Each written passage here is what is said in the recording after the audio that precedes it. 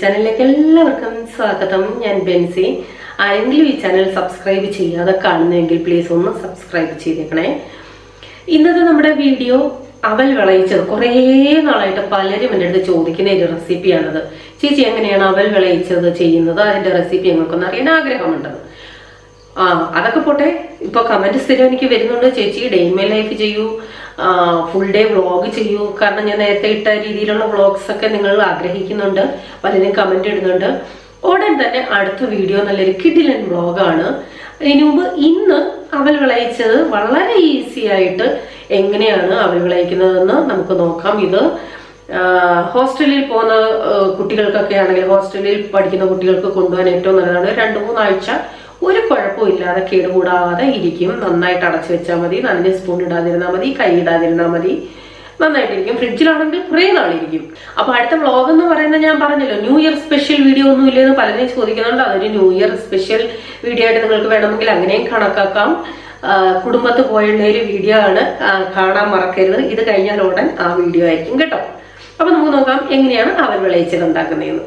അപ്പൊ നമുക്ക് അവലെടുക്കാം. ഇങ്ങനെയുള്ള കപ്പ് നിങ്ങളുടെ കയ്യിൽ ഇല്ല എന്നുണ്ടെങ്കിൽ എന്തെങ്കിലും ഒരു ഗ്ലാസ്സോ എന്തെങ്കിലും അളവെടുത്താൽ മതിയേ. അപ്പൊ അവല് നിങ്ങൾക്ക് ഏത് വേണമെങ്കിലും എടുക്കാം. വെള്ളയവലുണ്ട്, അല്ലാതെ ബ്രൗൺ കളറിലെ ഉണ്ട്. ഞാനിപ്പോ ബ്രൗൺ കളറിലെയാണ് എടുത്തേക്കുന്നത്. അപ്പൊ ഏത് ബ്രാൻഡ് എങ്ങനെ വേണേലും നിങ്ങൾക്ക് എടുക്കാമേ. ഇത് അധികം കട്ടിയില്ലാത്ത പത്തല ടൈപ്പാണേ, നൈസ. അപ്പൊ മൊത്തം 4 കപ്പുണ്ട്.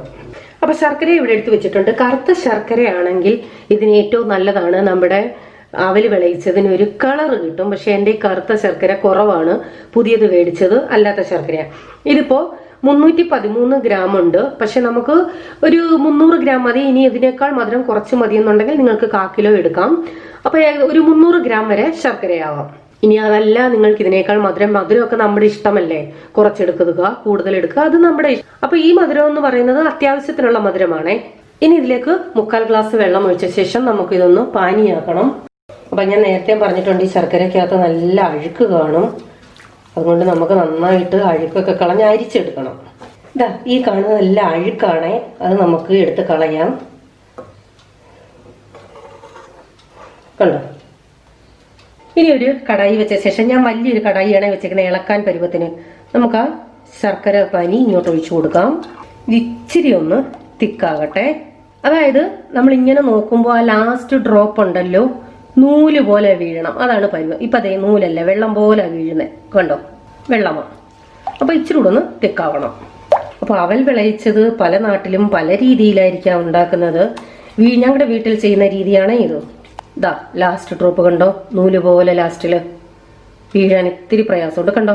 ഇതാണ് പരുവം. ഇനി നമുക്കിതിലേക്ക് തേങ്ങ ഇട്ട് കൊടുക്കാം.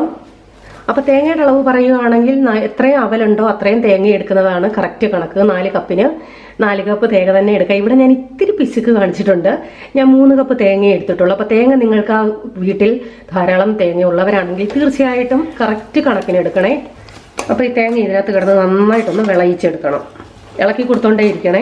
ഇത് നന്നായിട്ട് തേങ്ങ വിളയണം, നന്നായിട്ട് വരട്ടിയെടുക്കണേ. അതായത് ഈ ശർക്കര പാനി മുഴുവൻ ഇതിനകത്ത് പിടിക്കണം. നമ്മൾ ഇത് പുറത്ത് വെച്ചിരിക്കാനാണെങ്കിലും ഒരു 2 ആഴ്ചയൊക്കെ ഒരു കേടുമില്ലാതിരിക്കും. നനഞ്ഞ സ്പൂണോ കൈയിട്ടെടുക്കുകയോ അതുപോലെ തന്നെ വായു കയറുകയോ ഒന്നും ചെയ്യാതിരുന്നാൽ മതി. നന്നായിട്ട് അടച്ചു വെച്ചാൽ മതി. ഫ്രിഡ്ജിലാണെങ്കിൽ അതിലും ഇരിക്കുവേ. അപ്പൊ അതിനു വേണ്ടിയാണ് ഈ തേങ്ങ നന്നായിട്ട് വിളയിച്ചെടുക്കുന്നത്. തേങ്ങ നന്നായിട്ട് വിളയിച്ചെടുത്തില്ല എന്നുണ്ടെങ്കിൽ അത് കനച്ച ചെവ വരും. ഇതാ ശർക്കര പാനി മുഴുവൻ ആ തേങ്ങയ്ക്കകത്ത് പിടിച്ചു, ഒട്ടും ഇല്ല. കണ്ടോ? നന്നായിട്ട് ഡ്രൈ ആയി. ഇനി നമുക്ക് തീ ഓഫ് ചെയ്യാം. ഇനി നമുക്ക് തീയുടെ ആവശ്യമില്ല. അപ്പൊ ഇത് ലേശം ഒന്ന് തണുക്കട്ടെ. അപ്പൊ ഇത് ലേശം ഒന്ന് തണുത്ത്, ഒത്തിരി തണുപ്പിക്കരുതേ. കാരണം ആ ചൂടോടിട്ടാല് ആവി കാരണം നമ്മുടെ അവല് ഒത്തിരി കുതിർന്നു പോയാലോ, അതിനു വേണ്ടിയാണ് ഇത്തിരി ഒന്ന് തണുക്കട്ടെന്ന് പറഞ്ഞേ. ഇത് ഏലക്ക പൊടിച്ചു വെച്ചത്, ലേശം പഞ്ചസാര കൂട്ടി പൊടിച്ചതാണ്, അല്ലെങ്കിൽ അത് പൊടിയത്തില്ല. ഇനി ഇത് നന്നായിട്ട് ഇളക്കി യോജിപ്പിക്കണം, മിക്സ് ചെയ്യണം. പെതുക്കെ ഇളക്കി യോജിപ്പിച്ചാൽ മതി.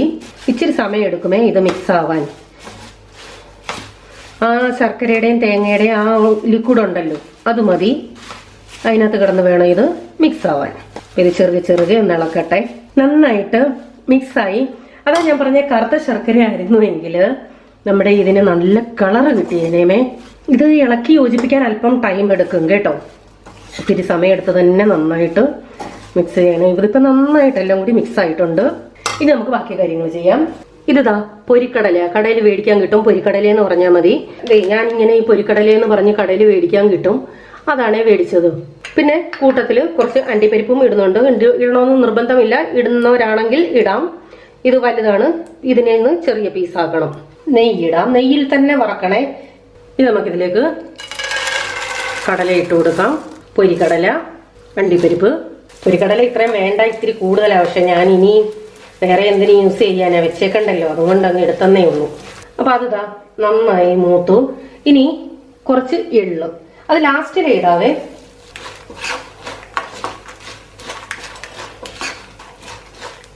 ഇത് നമുക്ക് ഇതിലേക്ക് ഇട്ട് കൊടുക്കാം. നന്നായിട്ട് മിക്സ് ചെയ്യാം. അപ്പൊ ഇതിന്റെ മധുരം എന്ന് പറയുന്നത് അത്യാവശ്യം നല്ല മധുരമുണ്ട്. കറക്റ്റ് പരുവാണ് മധുരം. നിങ്ങൾക്ക് കുറയ്ക്കണമെന്നുണ്ടെങ്കിൽ കുറച്ച് കുറച്ചാലും കുഴപ്പമില്ല. അപ്പൊ ഞാൻ പറഞ്ഞല്ലോ, ഞാനിത് ചെറിയൊരു കഞ്ചൂസിത്തരം കാണിച്ചു.